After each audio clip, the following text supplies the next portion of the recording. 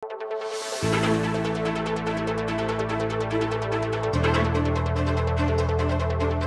na ning 35 banwa, miras no ang 367 wage orders ding mipalwal kabamilatan na ng wage regionalization law. O nang investment asing sweldo, lakwas pa kanong mibabaing tutunang alaga ng minimum wage king mabilog bangsa. Agpangpaking grupong Workers for People's Liberation o WPL, agyang nanong dagdag king sweldo, alira mo naman palamdaman iniya, pauli na ning mata sa presyo ng panyaluan at may ng purchasing power na ning pesos.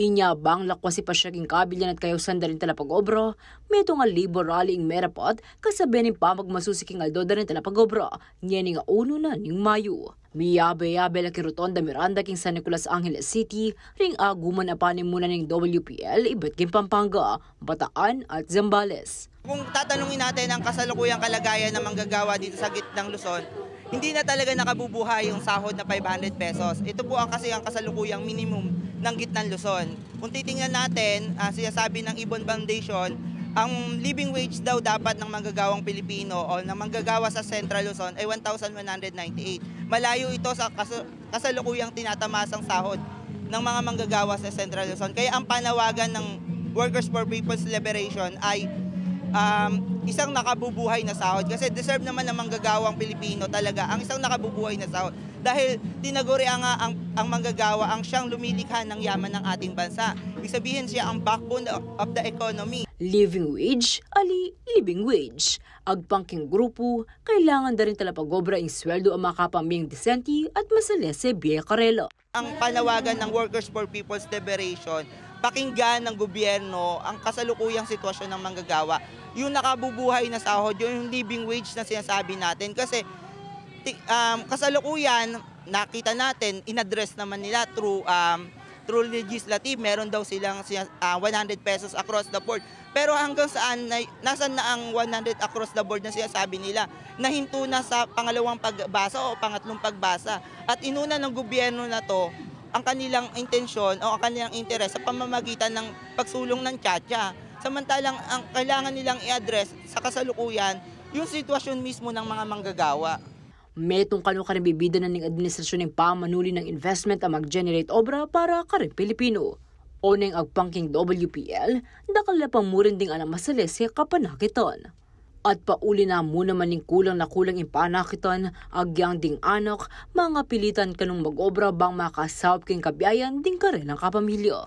Nagtrabaho na ang tatay, nagtrabaho na ang nanay, hindi pa sapat to yung minimum na to. Kaya sinasabi, magkano yung minimum 1,000 lang, hindi pa siya living wage. Kaya talaga yung mga kabataan natin umi-extra sa construction, umi-extra sa mga kantin para magkaroon ng additional income yung pamilya niya. Kasi nararamdaman niya mismo sa kanyang pamilya, sa kanyang nanay at tatay na hindi kayang isurvive yung pang-araw-araw nila. Kaya totoo po yung sinasabi natin mga kasamang kabataan mula sa Youth for Nationalism and Democracy na napipilitan din talaga ang mga kabataan at nagiging vulnerable talaga sila, ma-exploit talaga.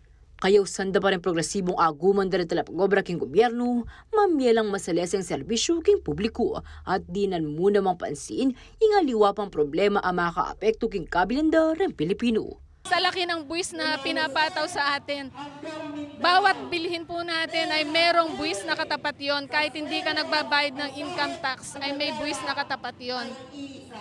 Ang buwis na binabayad po natin sa gobyerno ay hindi utang, wala po tayong utang sa gobyerno. Ang buwis na binabayaran natin ay binabayaran natin para gumana ang gobyerno. Kaya kailangan po ang buwis na yan ay babalik sa atin sa pamamagitan ng serbisyo. Sana ang mga nakaupo sa gobyerno hindi lamang tapatan, kundi higitan pa ang hirap, ang pagod at pagsusumikap ng ating mga kababayang manggagawa.